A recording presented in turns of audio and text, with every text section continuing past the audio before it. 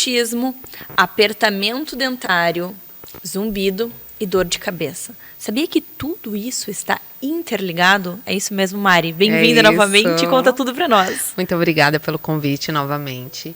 E sim, isso está tudo interligado. Por quê?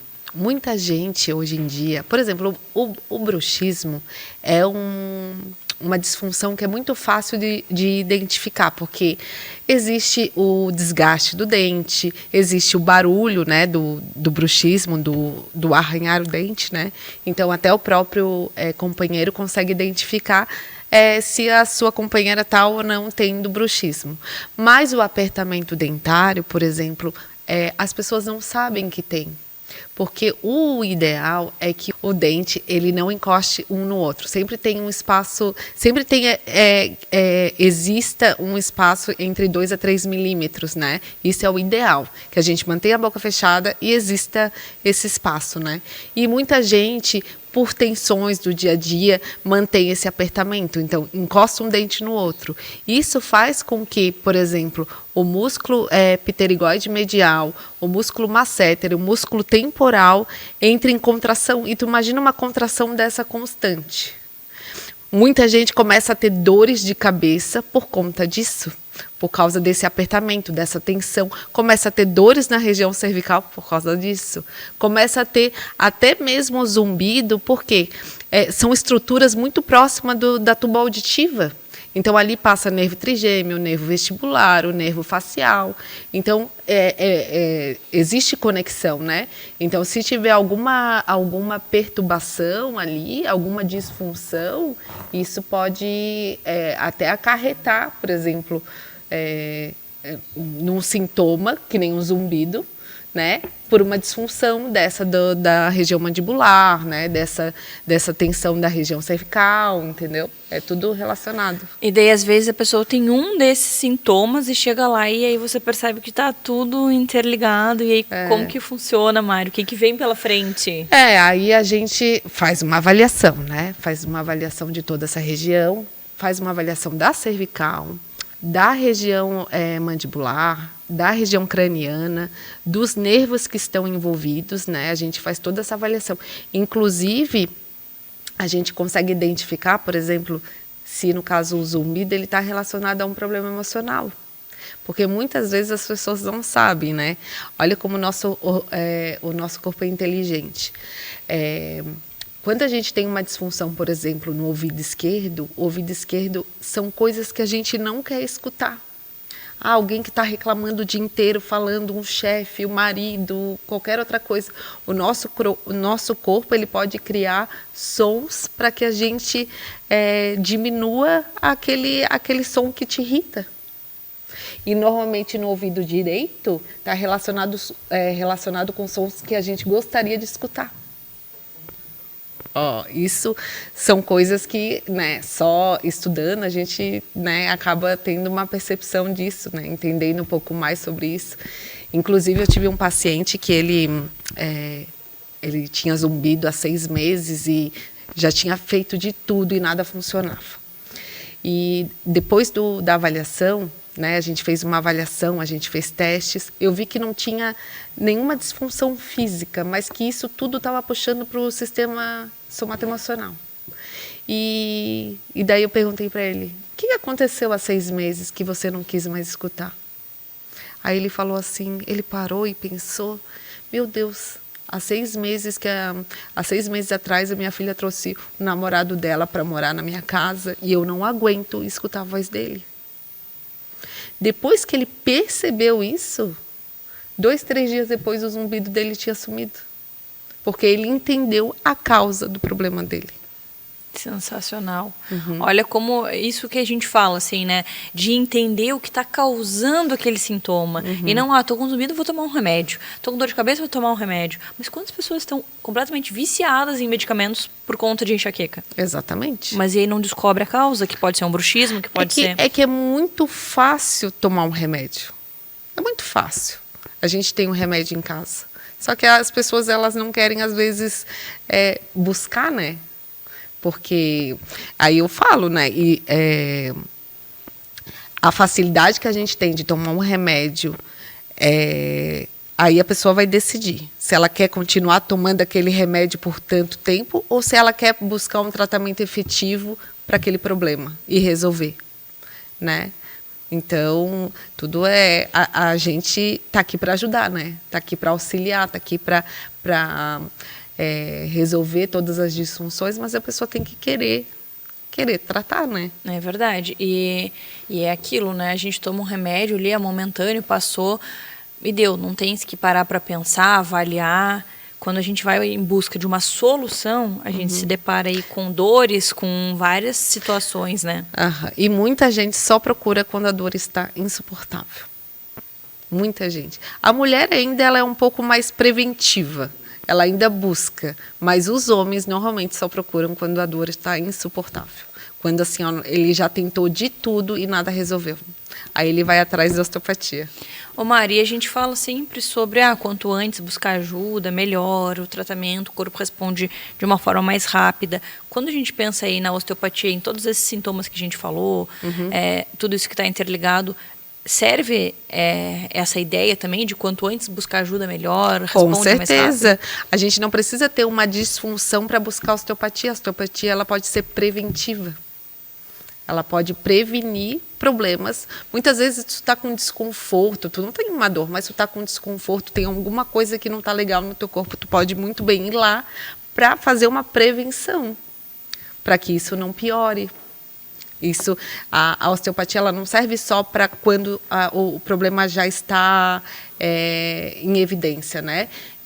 A gente pode muito bem utilizar muitas técnicas já para prevenir algumas lesões. Eu adorei.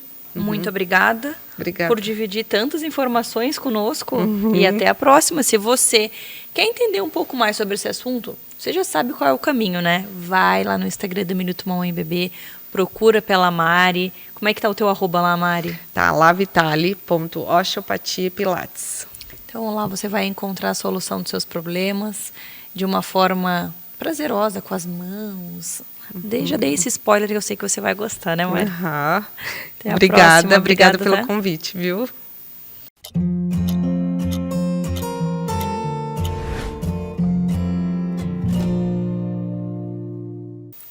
Você sabe brincar?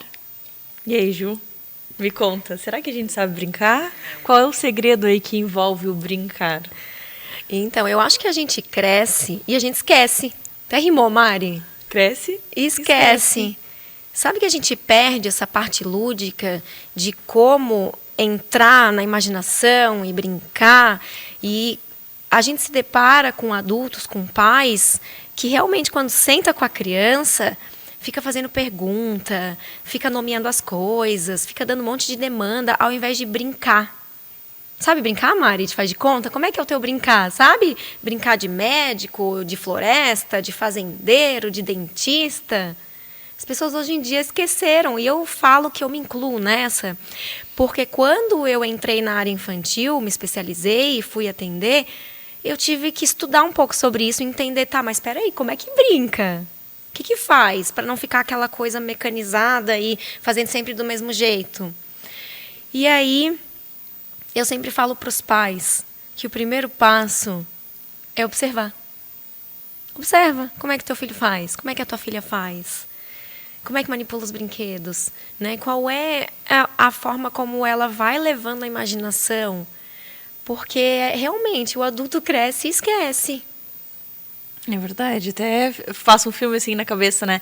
Porque isso é tão importante, só que o que acontece, Ju? Aí a gente volta para a questão da criação.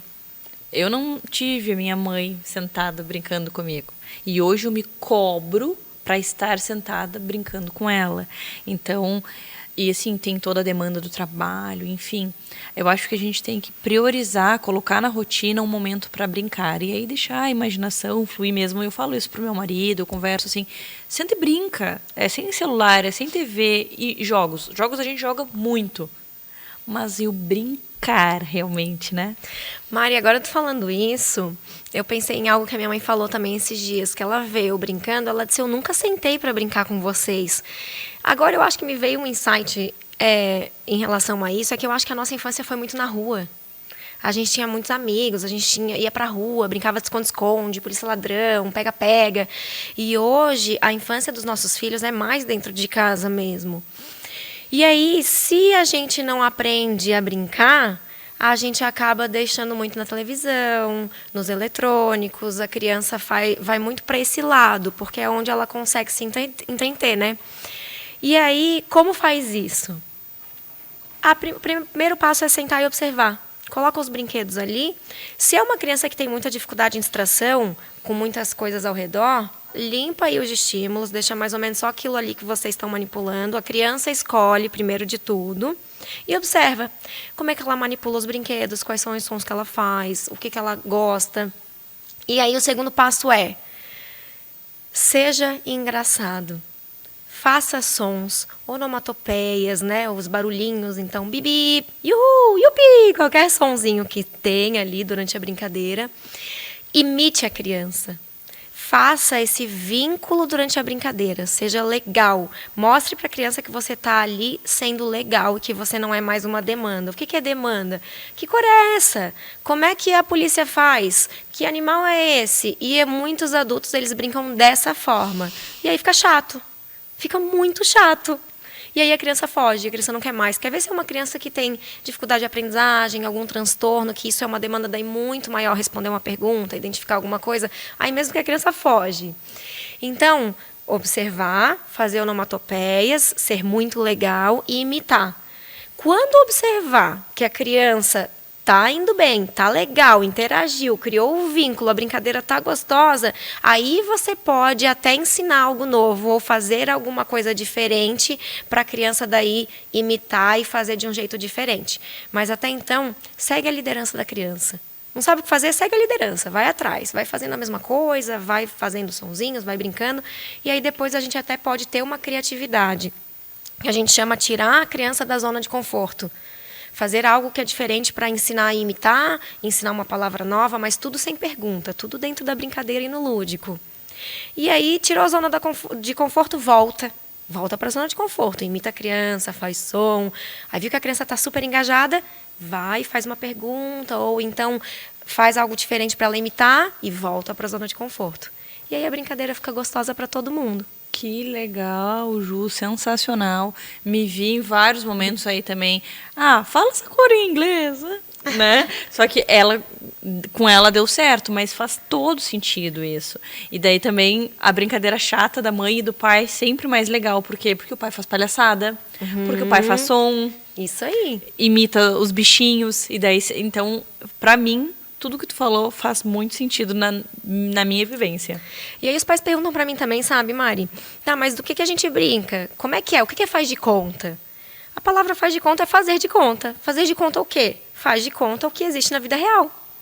Faz de conta que você é um dentista, faz de conta que você é um médico, faz de conta que você é uma jornalista, faz de conta que você é uma psicóloga, faz de conta que você é a filha e ela é a mãe, faz de conta que é uma professora. Quer ver como a criança interpreta o que você é dar a função de ela ser a mãe e você a filha. Pode ter certeza que ela vai imitar na brincadeira exatamente como você trata ela. Quer ver como a professora está tratando? Brinca de escolinha. Ela é a professora e você é o aluno. Ela vai imitar, porque a brincadeira é nada mais do que reproduzir, no faz de conta, o que ela observa na realidade. E aí na terapia ela até é assim, quando a gente quer saber como é que estão as relações da criança, a gente brinca de faz de conta, dando os papéis diferentes para essa criança. Então a brincadeira de faz de conta é isso. É viver a realidade dentro de uma brincadeira. E depois que nós se soltamos, é muito gostoso brincar com a nossa criança. Que legal. E daí depois a gente pega o jeito e aí isso tudo flui, né, Ju? Porque na verdade eu acho que nós esquecemos dessa importância, até porque, como a gente já falou, não tivemos. E aí a gente às vezes até tenta de alguma forma ou de outra, mas acaba ficando meio que robótico. E aí quando a gente entra na brincadeira, se solta e curte e vive aquele momento, aí eu acho que faz todo o sentido, né? Sim, com certeza. E também, Mari, a gente acha que a brincadeira é interessante para a criança se divertir, mas o faz de conta, a brincadeira social, é extremamente importante para o desenvolvimento. Linguagem, entender as regras sociais, a regulação emocional. Então, para o desenvolvimento é muito necessário que a criança esteja exposta a essas brincadeiras sociais e de faz de conta. Que legal, Ju, adorei.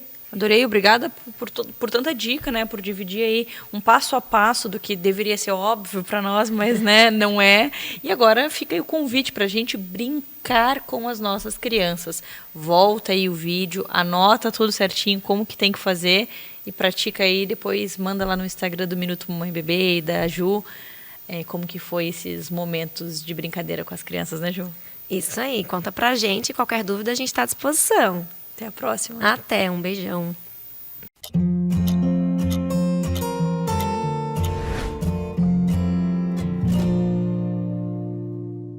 Sim, só um pedacinho faz mal. Não é verdade, doutora Camila Vitec? Isso, Mari, querida. Então, é um desafio, na verdade, para as famílias, porque quando eu trato, né, de um bebê alérgico a qualquer alimento, mas a gente vai focar para alergia à proteína do leite de vaca, que é o mais comum, é o alimento mais comum que causa alergia. É muito comum mas eu vou dar só um pedacinho de chocolate, só um pouquinho de queijo, né, um pedacinho de bolo. E o que acontece? Quando a gente trabalha com uma alergia, diferente da intolerância à lactose, a gente conversou no outro programa, mas a alergia é aquela analogia que a gente fez, que é uma pane elétrica, igual, né, um curto-circuito. A hora que o organismo entra em contato com o alimento, sendo muito ou sendo pouco, ele vai reagir, ele vai dar pane, ele vai produzir substâncias que geram uma reação. Essa reação ela pode ser lenta, às vezes dias ou até semanas, ou ela pode ser rápida, né? Que é a alergia IgE mediada, que é rápida, e a não IgE, que é mais lenta. Mas o pouquinho pode desencadear uma reação naquele bebê, quanto mais sensível é o bebê, tanto que assim, a gente tem bebês que reagem a traço de leite. Então, esse copo eu usei, coloquei leite, depois lavei daqui, passei uma aguinha, e se ali ficou traço de leite e a criança entrou em contato com uma água, ela pode reagir àquele traço de leite que está ali. Quem dirá um pedacinho. Então, toda vez que a gente entra nessa questão, é muito importante estar reforçando que, por exemplo, a intolerância à lactose, às vezes um pedacinho não vai fazer mal, porque é intolerância àquele açúcar. E talvez aquele açúcar o intestino da criança dê conta de digerir. Mas quando é alergia à proteína do leite de vaca, eu preciso ter uma dieta de verdade isenta de proteína do leite de vaca. Isso é interessante a gente falar, porque tem muito isso da família, né? Uhum. Das pessoas, assim, os avós, enfim. Ai, mas é só um pedacinho, mas fui eu que fiz, é caseiro. Por que não pode? Tu comeu, tu comia, é frescura. Não morreu. E não morreu, é que nós somos sobreviventes, né? Mas tem muito isso, assim, das pessoas falarem. E a gente tem que trazer essa ideia de que só não pode nenhum pedacinho para qualquer tipo de criança. E para os alérgicos, um super alerta. Isso, tu trouxe bem interessante mesmo, né? Que possa ser uma escolha da família. Eu me lembro uma vez caminhando com o Mateu, na época que a gente estava em restrição, e vinha uma pessoa com sacos de rosca de polvilho, e ela ofereceu para ele. E a gente estava no caminho para a praia, ou seja, não tinha o que dar para ele ali, ele não estava teoricamente com fome, mas aí ficou com vontade, ele queria. Começou a chorar e elas não pode dar. Eu não, meu amor, não posso dar. E assim, tu não deveria ter oferecido, né? Então esse é um alerta assim de sempre a gente não oferecer comida para criança sem falar com os pais, justamente por isso, porque a gente pode simplesmente estar barrando numa opção de dieta da família, de não oferecer sal, açúcar, ou às vezes vegano, né? Então tem esse raciocínio, e daquele que não pode comer, que pode passar mal. E aqui as mães parecem loucas, né? Porque aquela pessoa deve ter pensado, bah, que mãe louca. Por que não deu a rosquinha de polvilho para a criança? E eu nem abri, assim, nem comecei a explicar o porquê. Ele não pode, vamos embora. Mas é muito difícil para as mães, assim, se a gente não tem um apoio, um acolhimento de um ambiente, né, familiar, ela se passa de louca mesmo, porque ela vai estar ali defendendo o filho dela, defendendo o seu próprio esforço, né, nas mães que estão em alimentação. Então, assim, o que eu faço com os meus pacientes? Eu escrevo uma cartinha, eu sempre digo, essa cartinha aqui, tu vai mandar no grupo do WhatsApp da família. Por quê? Dizendo, ó, a criança é alérgica, um pouquinho pode fazer mal, tem que tomar cuidado com os traços, tem que tomar cuidado com tudo que pode conter leite, coloco ali, né, aqueles outros termos, né, nos rótulos, caseína, lactose, que às vezes confunde, pode ter leite, para que a família aos pouquinhos vá entendendo, para ela poder estar num ambiente seguro, né, e é claro, isso junto com a escola também, né, de explicar na escola. Hoje em dia, como a gente está tendo cada vez mais alérgicos e as escolas têm nutricionistas, está um pouquinho mais fácil, né? Mas essa conscientização tem que vir sempre. E, por exemplo, aquela família que às vezes os avós participam do cuidado diário da criança, eu sempre peço para vir junto na consulta. Porque daí sou eu falando, né? Não parece só assim, recado dado. E é mais fácil de explicar assim, por que só um pedacinho faz mal. E a gente talvez vai ter um momento para aquele pedacinho e um baita pedaço de bolo. Mas aqui agora a gente vai ter que cuidar pelo bem da criança, pelo desenvolvimento dela e para que ela também não tenha uma relação ruim com a comida, né? Porque no momento que alguém te oferece e outra pessoa te barra, isso gera uma sensação de exclusão, isso gera um desejo daquele alimento. Então, a expectativa é que tu conduza essa criança sem ela se sentir excluída. Porque, se tudo der certo, ela vai crescer e adquirir tolerância e poder, né, receber, ou ela vai ser um pouquinho mais velha, que há terapias imunológicas para serem conduzidas e ela poder entrar em contato com o alimento, mas para que esse crescimento seja o mais saudável possível, do ponto de vista mental também, né? E quando a gente chega aí, né, nesse resultado, a gente precisa percorrer esse caminho. E como é importante a gente percorrer esse caminho e entender, agora não pode. Para que a gente consiga ali no futuro, a gente precisa entender que agora não pode. E todos nós queremos o bem dessa criança, né? Então, assim, é uma coisa que as pessoas precisam aprender a respeitar o que os pais estão dizendo, né? Não... Mesmo que, não foi um médico, eu decidi não dar sal para o meu filho. Então, sim, tem que ter esse respeito, né? Sim, tu está tendo algum embasamento e alguma crença tua que faz parte da tua família que, sim, tem que ser respeitada, né? Então, é muito importante sempre na criança alérgica, na criança que, teoricamente, não tem nenhum diagnóstico, nunca ofertar comida, bebida ou qualquer outra questão sem falar com os pais, porque pode estar colocando a criança em risco de vida, né? É algo realmente sério. E a gente fala sobre produtos, não só alimentos, mas cremes. Então, assim, as pessoas têm que entenderem que não pode passar nada no bebê também sem ser autorizado. Eu lembro de uma cena que a minha sogra ficou com a Martina e ela veio cheia de maquiagem. Ela nunca tinha usado. Ela ficou brincando. Eu falei assim, mas a criança não usa maquiagem, sabe? Tu tinha dito que não podia. Graças a Deus não teve nenhuma alergia, mas assim, não se faz essas coisas com as crianças, sabe? Sim. Pois é, a gente entra até nesse assunto, até parece que tu tá tirando ali a infância que é dela, né? Vai ter um momento. Assim como também vai ter um momento, às vezes, de exposição a alguns alimentos que não precisam ser da infância, né?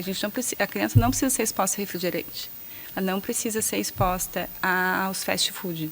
Não faz sentido, isso não é benéfico, não é... Hoje eu tive uma conversa com uma adolescente por outra razão, e é uma questão quase de amor próprio, né? Assim, o seu corpo não merece receber isso. Então, quando a gente pensa numa criança, a gente não vai oferecer para ela o que a gente não quer que ela mantenha comendo. Mas é muito desafiador, é cultural, né? E envolve esses desafios da maternidade, mas sempre assim, o ambiente familiar tem que ser um local seguro. E eu preciso da ajuda do vô, da avó, dos gindos, de todo mundo, para que essa criança seja bem conduzida, para chegar o momento que ela possa assim, experimentar e que seja algo tranquilo e leve. Eu adorei, muito obrigada. Obrigada, Mari. E fica o alerta aí para você compartilhar com as pessoas da sua família. Até a próxima. Obrigada, amor.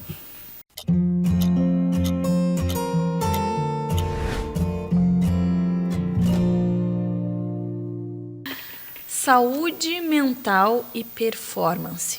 Será que esse é o caminho? A Carol, a nossa psiquiatra, trouxe essa reflexão e eu acho bem interessante compartilhar com você que está nos acompanhando aí, Carol. Quando a gente pensa em saúde mental, performance, o que a gente tem para falar sobre isso? É algo que tenho me questionado muito, Mari, porque hoje as pessoas estão buscando também o psiquiatra e outros profissionais da área da saúde, da medicina, para melhorar desempenho. E existe essa ideia de que melhorar o desempenho, isso também estará atrelado à saúde, mas eu tenho visto um caminho de muitos excessos, né? Mesmo aquilo que é bom, em excesso, pode nos fadigar, gerar um cansaço, né? Então, eu preciso cumprir todos os checklists do sono, da alimentação, do exercício, tudo ali monitorado, tudo no máximo desempenho, no meu melhor, né? Buscando pela melhor versão, mas qual é a minha melhor versão? Primeiro, eu me conheço para saber, né? Se esse é o meu melhor, preciso dar o meu máximo sempre, ou minha sensação de bem-estar pode não estar lá no 100%, pode estar um pouco abaixo, mas o melhor é para quem? Né? Antes, o autoconhecimento. Eu me conheço para entender se isso vai ser o melhor para mim, a quem está atendendo essa busca pela performance, pelo desempenho, a comparação com o outro, a exigência da rede social, né? Tudo isso tem gerado uma grande demanda aí de excessos, né? E enquanto vem de uma ideia de saúde, isso pode estar também tirando, né, a energia da pessoa. Eu falo que os extremos, eles são muito perigosos. E o equilíbrio é muito difícil. Então, assim, ou não faço nada, me adoeço. Faço no excesso tudo, tem que ser muito perfeito. Se eu não tomei, tomei 3 litros de água, tinha que ser 3,5. Deu errado. Então, assim, isso também adoece, essa cobrança. Como é difícil, Carol, a gente achar o equilíbrio. Sim, uma cobrança excessiva e que gera a frustração também. Eu não dei conta, né? Justamente, tomei 3 litros de água e era para ser 3,5. Não cumpri ali a tabela do que precisava fazer. Poxa, mas 3 litros já estão... A gente pegou um exemplo. Assim, sim, um exemplo. Mas, poxa, eu já tomei uma quantidade além. legal de água. Por um pouco, eu não bati a meta do dia. Então, assim, a gente não valorizar o que a gente está fazendo de bom, né? E é isso. Como que isso não vai fazer mal? Como que isso não vai frustrar? E o que é bom para cada um, né? Então, a questão da comparação também. Existe uma individualidade, o ambiente em que a pessoa está inserida, né? Eu vou acordar às 6:30 da manhã para fazer alongamento, para fazer meditação. Bom, mas tem pessoas que precisam acordar às 6 da manhã para arrumar os filhos para levar para a escola. Não vai dar para acordar para fazer o exercício. E daí a pessoa se sente frustrada que não está fazendo aquilo que o livro ensinou, aquilo que o blog indicou. Então, existe o ambiente de cada um, existe a rotina de cada um, existe o organismo de cada um, para a gente determinar o que vai ser saudável para aquela pessoa. E o que a pessoa deseja, o que ela almeja. A performance era um termo muito utilizado para o mundo dos atletas, do esporte e de alto rendimento, justamente, né, a palavra. Então, agora se trouxe a performance, o alto rendimento, o alto desempenho para a nossa vida do dia a dia. A gente não pode ter mais uma rotina simples e básica, tem que ser no alto rendimento. E isso gera uma busca por um excesso, gera uma fadiga. Que raciocínio interessante para a gente avaliar, né? Como eu acho importante o autoconhecimento. O que é bom para mim, o que eu gosto, e colocar, claro, a gente sabe o que é bom para todos, né? Como a gente fala, alimentação, atividade física, o sol, a água, todos precisamos, né? Mas sabendo desse básico, colocar na nossa rotina como a gente consegue fazer para a gente não ficar sem fazer o que todos precisam e não se comparar e não querer fazer algo que a outra pessoa que tem uma rotina completamente diferente da tua faz. Sim, porque a gente enxerga partes da rotina, né? E quando é compartilhado, e tem a parte super legal de compartilhar, de incentivar, mas as pessoas precisam aprender a extrair o bom dessas informações, né? Se blindar mesmo dessa comparação e dessa busca por metas que às vezes não fazem parte, não são compatíveis com a sua vida, com os seus ideais, com o que a pessoa deseja de fato, né? Primeiro precisa enxergar assim, o que eu desejo, né? Ter um desempenho de atleta ali na minha corrida, no meu treino da academia, ou eu quero me mexer, me exercitar, melhorar o índice de massa corporal, perder gordura, mas o que é importante para mim naquele momento, né? E não o que eu li na revista que era legal. Mas aquilo pode não fazer nenhum sentido para o organismo, para a vida daquela pessoa. Carol, as pessoas estão se adoecendo, estão ficando doentes por não saberem mais viver. A gente está vivendo um momento onde o celular manda mais do que tudo que a gente já ouviu falar, de tudo que a gente já aprendeu. O que a gente vê os blogueiros fazendo, aquilo é a nova regra.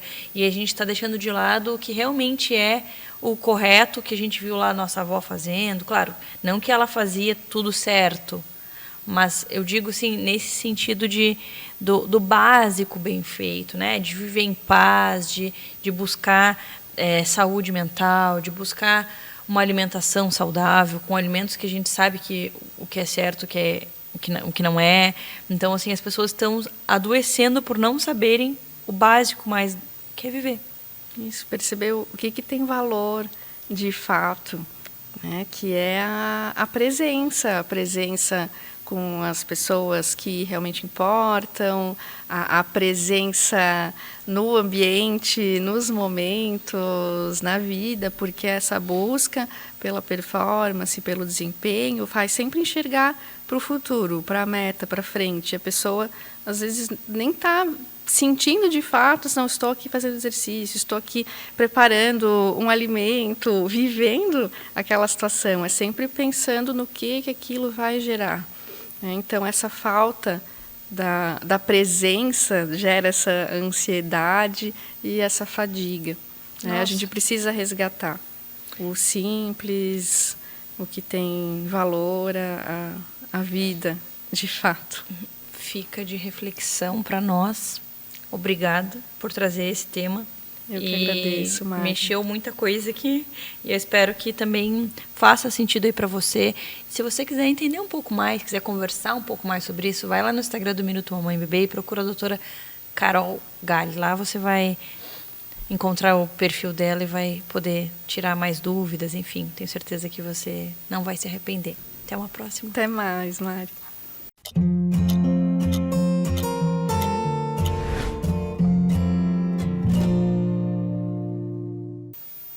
Gestação e alimentação. O que pode e o que não pode. A nossa Nutri vai revelar tudo agora. Bem-vinda novamente. Obrigada, Mari. Estou bem feliz de estar aqui de novo.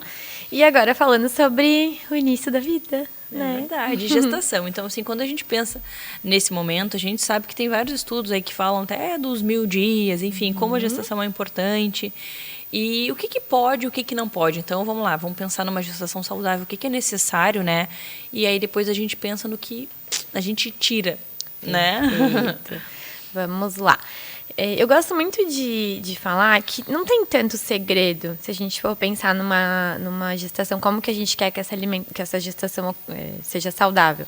O importante é que essa gestante ela se alimente bem. E quando a gente fala se alimentar bem, ela precisa comer comida. né? Então, isso a gente já começa a tirar algumas coisas importantes. Então, comida é cozinhar mesmo em casa, ou quando não é possível, quando a pessoa não sabe cozinhar, tentar comer em locais onde faça comida cada vez mais caseira, comer fruta, comer vegetais, comer proteínas, conforme a aceitação e a preferência de cada pessoa, comer arroz, feijão. Basicamente é isso. Quanto mais coisas a gente prepara em casa e quanto mais lancheirinha a gente tem e leva junto com a gente para evitar de precisar comprar coisas que não tem uma qualidade tão legal, é o ideal. Então, não tem esse segredo. É comida de verdade, hidratação com água também já é um grande sucesso. Porque a gente está gerando uma vida. E aí, pensando que o bebezinho está crescendo ali, ele está tirando da onde, né? Tudo que ele precisa para se desenvolver é do nosso corpo. E aí, o que a gente está ofertando para o nosso corpo, né? O que a gente está colocando para dentro para fazer essa formação desse neném. Exatamente. A gente sabe que essa relação começa muito cedo, né? Porque tudo que o bebê está recebendo, como tu falou, tudo que ele está recebendo, ele está vindo da mãe. Então, a gente está ali nutrindo dois corpos, né? Porque a natureza, ela é muito sábia, ela vai mandar tudo pro bebê. Então, a mãe tem que estar muito bem, para que ela também não tenha problemas com a saúde dela, porque ela está mandando tudo para ele. Então, a gente precisa hidratar bem, nutrir bem esses dois e cuidar com a saúde dos dois durante a gestação, não olhar só para um ou só para o outro, né? Então, isso é muito, muito importante. E eu gosto muito de falar também que não é só a questão dos nutrientes que estão indo, mas a gente tem uma formação do paladar já desde a gestação. O bebê começa a fazer movimento de sucção na gestação, então ele sente o sabor das coisas que a mãe come pelo líquido amniótico da barriga. Então, quanto mais variado for a alimentação da mãe, melhor vai ser para o bebê, para esse comecinho já de paladar ali. Então, é muito importante, faz de fato diferença na formação já do hábito alimentar dele lá no início da vida. Olha que importante. E quando a gente pensa aí no que não pode, o que a gente tem que evitar durante a gestação? Primeira coisa, excessos, né? Então, doces em excesso, sal em excesso, alimentos industrializados também. Todos esses alimentos que a gente sabe que não tem uma composição legal, eles devem ser evitados. Sempre pensando que a gestação em si, o corpo da mulher, ele fica sobrecarregado. A imunidade fica sobrecarregada, a digestão também. Então, a gente precisa tomar um cuidado. Eu falo muito sobre industrializado porque tem muitos alimentos que a gente vai olhar ali e a gente não faz nem ideia, né, do que é. Então, muitos aditivos alimentares, muitos corantes que fazem mal para o nosso organismo e que, consequentemente, não vão ser benéficos para o bebê. Então, evitar mesmo esses industrializados que podem alterar a glicemia, que podem alterar, às vezes, por muito sal, por exemplo, pode alterar também a parte da pressão, controle, né, de hipertensão e tudo mais. Então, é importante mesmo a gente tomar cuidado. E tudo que também vai deixar o paladar da criança pode influenciar, né? Então, coisas muito doces, por exemplo, fazem o bebê deglutir mais rápido o líquido amniótico. Então, é mais docinho que está indo para o organismo do bebê. Então, eu gosto muito de falar desses. Evitar excesso de açúcar, excesso de sal e esses alimentos industrializados. E, claro, né, coisas que a gente sabe que, como a bebida alcoólica, essas coisas também a gente sabe que não devem ser consumidas, né? E esses excessos que eu comentei também, a gente sempre toma bastante cuidado. A gente vê no mundo da internet alimentos que fazem com que o organismo possa entrar em trabalho de parto. Então, isso realmente é verdade, tem que evitar chá verde, canela, enfim, tem algumas coisas aí que se fala na internet, é verdade? É verdade. A canela, por exemplo, a gente cuida porque a canela ela pode ter um efeito abortivo. Então, ela pode estimular a contração uterina. O cuidado que a gente precisa ter com a canela é em relação ao que quando ela está fervida, como o chá, por exemplo. Chá com canela, ou às vezes um chocolate quente feito com canela. É o tipo de coisa que eu peço para evitar de consumir, porque pode ter esse efeito. Tem outros chás também, chás de folha, até o chá de camomila, que é um chá super conhecido também, ele também pode ter esse efeito de estimular a contração uterina. Então, a gente evita de consumir. Eu sempre peço para as minhas gestantes não consumirem chás na gestação, por conta desse efeito. O consumo da canela em pouquinha quantidade, dependendo da gestante, a gente avalia, até consegue liberar muito pouquinho, mas sempre com muito cuidado. Agora, tudo que é fervido, que é quente, a gente evita. E os chás que são estimulantes, eles não são interessantes por conta da cafeína, né? A mesma coisa do café.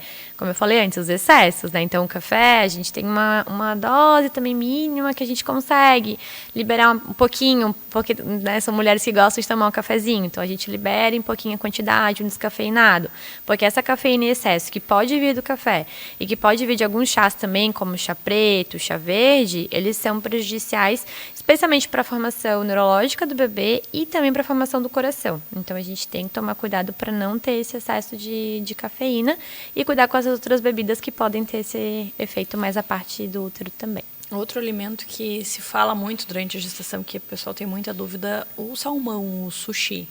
Sim, os crus. Sim. Bom, eu tenho muitas pacientes e elas sempre falam que elas querem, a primeira coisa que elas querem comer quando o bebê nasce é o sushi. A questão do sushi, dos alimentos crus em geral, não só do sushi, é que tem uma grande chance de contaminação se não for no lugar de qualidade. Então, o ideal é que, de fato, não seja consumido durante a gestação para que a gente não tenha esse risco. Porque uma pessoa que consome, tem uma intoxicação alimentar que não está grávida, os efeitos vão acontecer, ok, mas depois recupera com muito mais facilidade. Mas uma gestante que tem uma desidratação tem muito mais risco para a gestação. Então, o ideal, de fato, é não consumir nem o sushi, nem alimentos como salada fora de casa, por exemplo. A gente vai tomar esse cuidado e para que não tenha nenhum tipo de risco para a contaminação da gestante. Adorei quanta informação boa. Obrigada. As gestantes agora estão aí cheias de informações, porque a gente tem muitas dúvidas, por isso que eu sempre falo que é bom a gente ter profissionais qualificados e capacitados para nos ajudar nessas dúvidas, né? Sim, E eu adorei. Obrigada Obrigada por dividir aí conhecimento conosco e até a próxima. Até a próxima. Obrigada.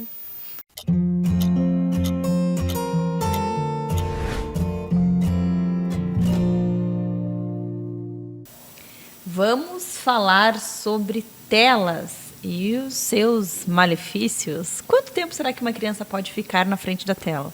Quem vai responder essa pergunta para nós é a nossa oftalmologista, a doutora Jaque. Bem-vinda ao Minuto Mamãe e Bebê. Obrigada, Mário. Muito prazer. É um prazer estar aqui de novo. Quando a gente pensa em telas, o que a gente precisa saber sobre esse assunto? As telas hoje são as nossas inimigas, deveriam ser nossas amigas, mas tem o lado vilão, a gente tem que saber usar a tecnologia ao nosso favor. Só que hoje as crianças estão começando essa exposição muito cedo.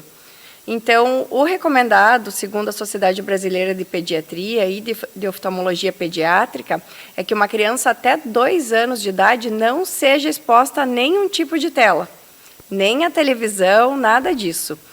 A partir dos 2 anos até os 6, é no máximo 1 hora por dia. Dos 6 aos 10, no máximo 2 horas por dia, e a partir dos 11 anos, no máximo 3 horas por dia, até ela se tornar adulta. E a gente sabe que existe um grande exagero em relação a isso, né? Muitas crianças antes dos 2 anos já estão expostas não só à televisão, que eu digo que é o menos pior, porque a gente acaba sentando mais longe, a tela é maior e elas acabam se distraindo mais. Mas hoje muitas crianças menores de 2 anos já têm tablet como brinquedo principal, né? Então isso é uma coisa que nos preocupa muito. E é realmente preocupante porque assim, ó, eu sou um caso de que minha filha não tem acesso, não tem celular, não tem tablet e nós somos os estranhos.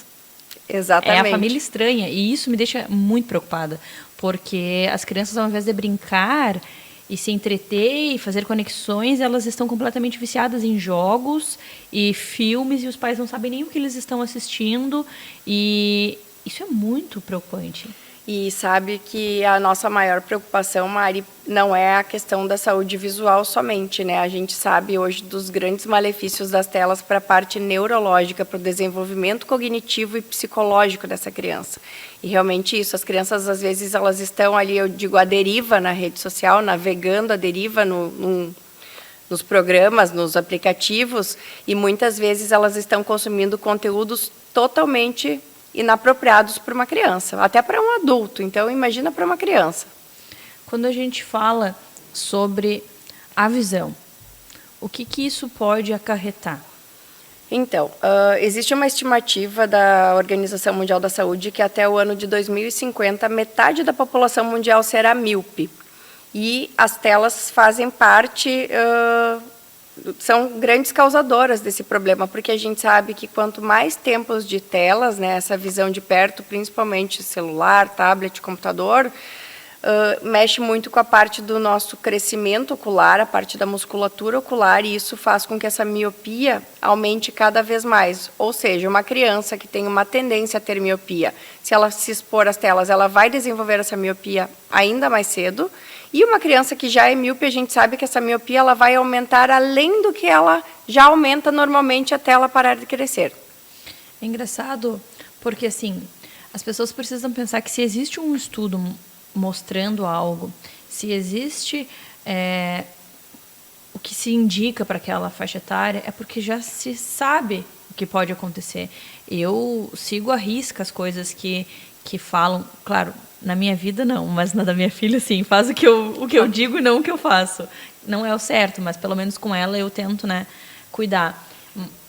Poxa, por que as pessoas não conseguem se organizar? Sabe uma coisa que eu notei? Que quanto menos tela ela assiste, maior a criatividade dela. As crianças, ela não sabe brincar porque tiraram isso dela. Porque desde pequenininho deram um celular. Então, como que ela vai saber brincar se não ensinaram isso para ela? Exato. Eu sempre digo que as telas, elas podam a criatividade. Porque ali nas telas, elas estão só recebendo informação, elas não precisam raciocinar. E outra coisa, as crianças estão passando muito tempo em lugares fechados. O recomendado é que elas passassem pelo menos 2 horas por dia se expondo à luz do dia, se expondo à luz do sol. Então, está acontecendo um movimento reverso. As crianças estão ficando cada vez mais dentro de casa, com as telas, e não pegam sol, não pegam claridade, porque a claridade, a luminosidade também interfere na produção de substâncias que vão controlar também esse crescimento exagerado dos olhos. E outra coisa, tem pacientes que já começam a apresentar quadros de estrabismo pelo uso excessivo das telas. Então, isso é uma coisa muito preocupante. Eu tenho pacientes que eles, mesmo não tendo grau que precise de óculos, eles passando muito tempo nas telas, eles ficam com uma dificuldade visual, principalmente para longe, porque como eles estão usando muito a visão de perto, a musculatura ocular fica muito cansada, então eles não conseguem melhorar essa fadiga e eles começam a ter dificuldades mesmo sem precisar de óculos. Olha como é grave. É, bem grave. Como é preocupante. Uma vez eu vi uma influenciadora postando a habilidade da filha dela jogando pequenininha, jogando no celular. Daí eu fico pensando, né, se os influenciadores estão mostrando isso, para mim, o que é bonito de mostrar é a criança saber fazer um cálculo, a criança saber um desenho, a criança colorir de forma legal, a criança estar feliz, saudável. Agora, como as pessoas estão se perdendo nesse assunto, né? Eu tenho pacientes, alguns pacientes pré-adolescentes que estão em acompanhamento psicológico, porque alguns jogavam um tipo de jogo, que eu não sei nem o nome do jogo agora, não lembro para falar, mas que era um jogo que mexe muito com essa parte da parte psicológica, a parte neurológica. Então, eram pacientes que estavam ficando extremamente violentos, agressivos com os pais, agressivos com os colegas, com os professores, e os pais, muitas vezes, no início, não identificavam qual que era o problema. E outra coisa, as crianças também com TDAH não deveriam também ser expostas, porque pode piorar esse quadro. Jaque, obrigada por trazer essas informações tão importantes para nós. Se você tem alguma dúvida, se você quer entender um pouco mais sobre esse assunto, conversar com um especialista, entra no Instagram do Minuto Mamãe Bebê, procura lá a doutora Jaqueline, chama ela, lá ela compartilha muito conteúdo e aquilo. Nada dispensa uma boa consulta, né, para poder tirar todas as dúvidas, agenda um horário e vamos fazer esse movimento para trazer saúde, né, para os nossos filhos, cuidar da visão, que é algo tão importante, né, Jaque? Exatamente, Mário, eu agradeço a oportunidade de trazer esses esclarecimentos para as mães e para os pais, né, que são coisas que podem salvar a visão dos filhos deles. Eu adorei, obrigada e eu até a próxima. Até a próxima.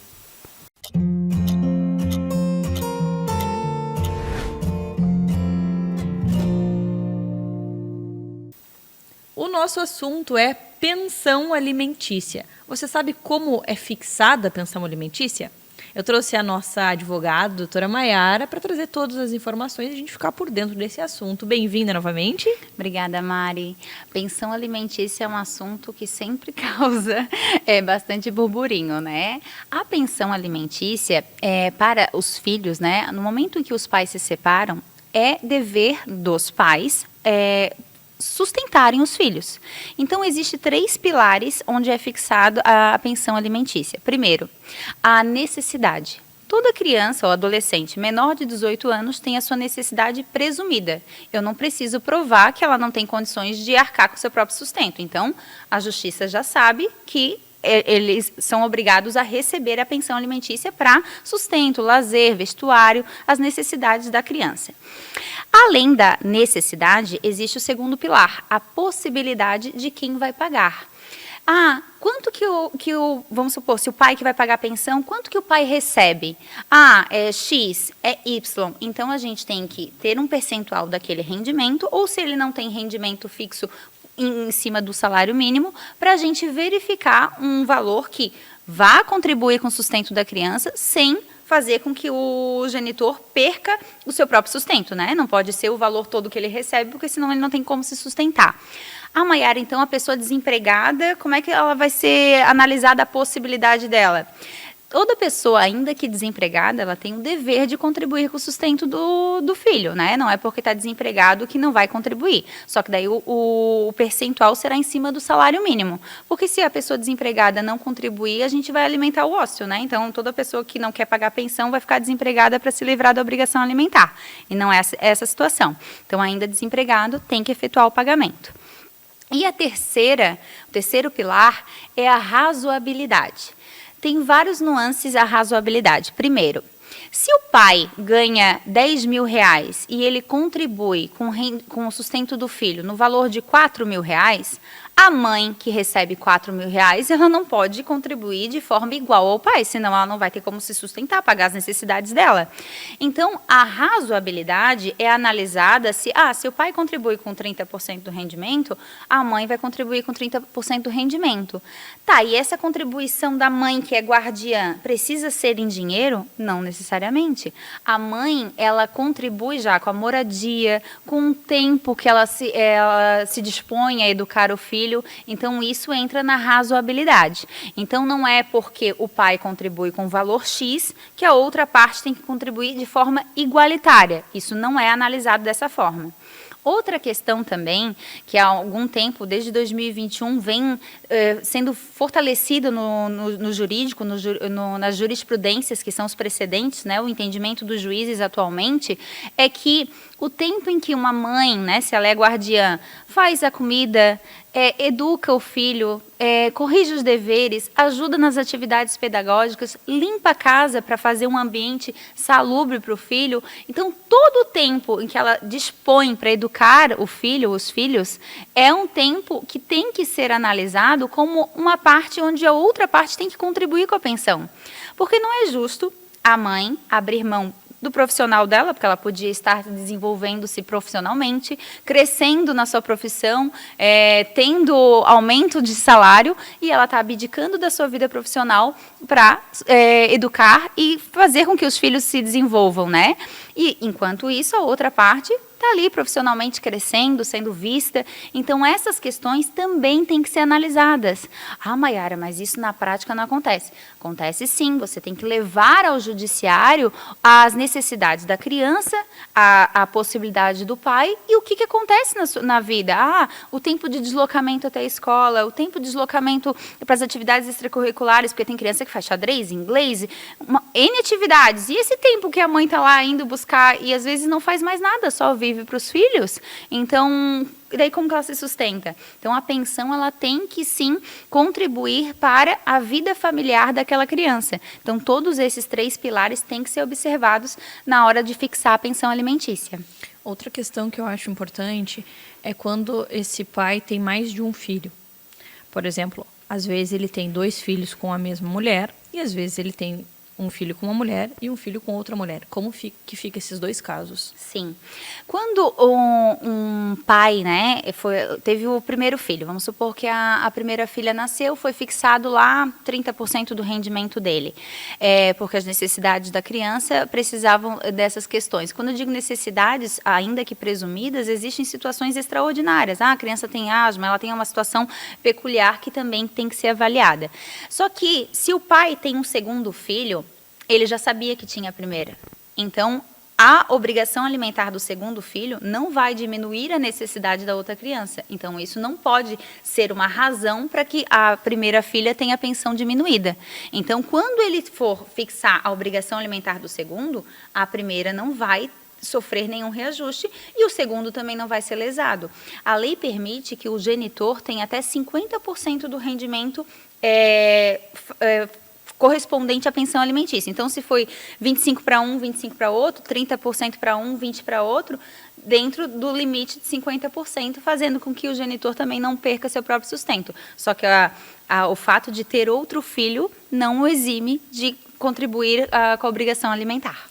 E mesmo se for com a mesma mulher. Sim, a mesma mulher, daí, no mesmo processo, né, normalmente é fixado a pensão dos dois filhos e é avaliada a necessidade de cada um.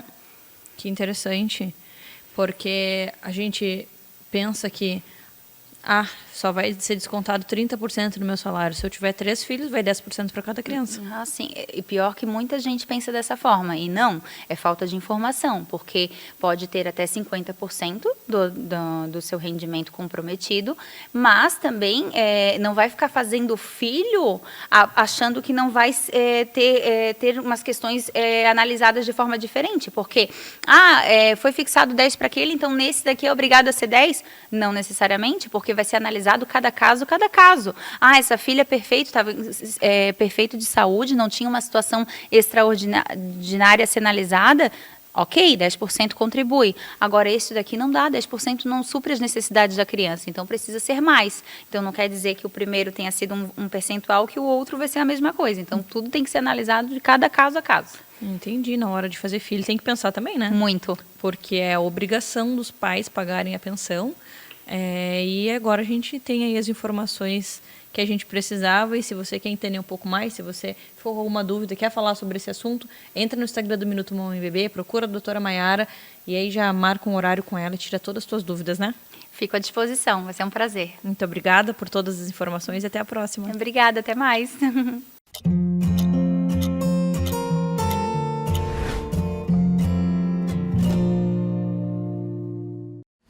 Há 20 anos no mercado televisivo e de produção, Premier Produções oferece soluções práticas e inteligentes.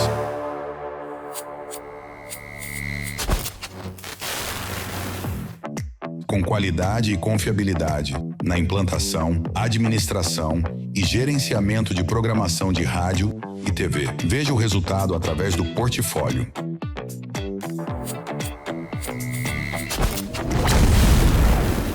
Ilson Antônio Betim, nascido em Pelotas em 1964, foi o fundador visionário do grupo Premier Produções. Formado como técnico eletrônico pelo Cefet, ele iniciou sua trajetória na radiodifusão ao se mudar para Florianópolis em 1987.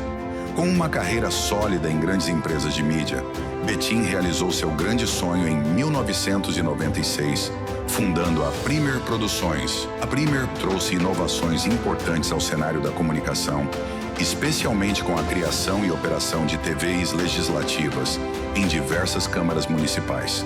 Sua liderança foi crucial para ampliar o acesso à informação e fortalecer a transparência governamental. Ilson Antônio Betim faleceu em 2022, deixando um legado de pioneirismo e dedicação à comunicação. Seu trabalho continua inspirando a busca por inovações no setor.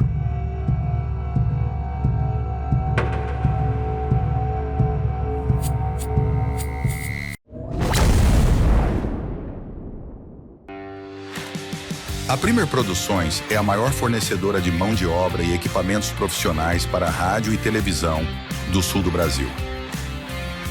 Atuando nas regiões Sul e Sudeste, somos especialistas na transmissão de eventos esportivos, feiras, leilões, shows e programas de TV. Nosso diferencial é a operação de TVs legislativas, com concessões em câmaras municipais de Blumenau, Jaraguá do Sul, Pouso Alegre, São José, Pelotas e na Assembleia Legislativa de Santa Catarina com a rádio. Além disso, a Premier Produções é reconhecida por sua experiência em radiodifusão, multiprogramação digital e tecnologia broadcast, oferecendo soluções de alta qualidade em transmissão audiovisual. Nossas parcerias estratégicas com empresas como Intelsat, Embratel e Hispasat garantem a robustez e confiabilidade dos serviços via satélite. Premier Produções, líder em soluções de radiodifusão e comunicação legislativa.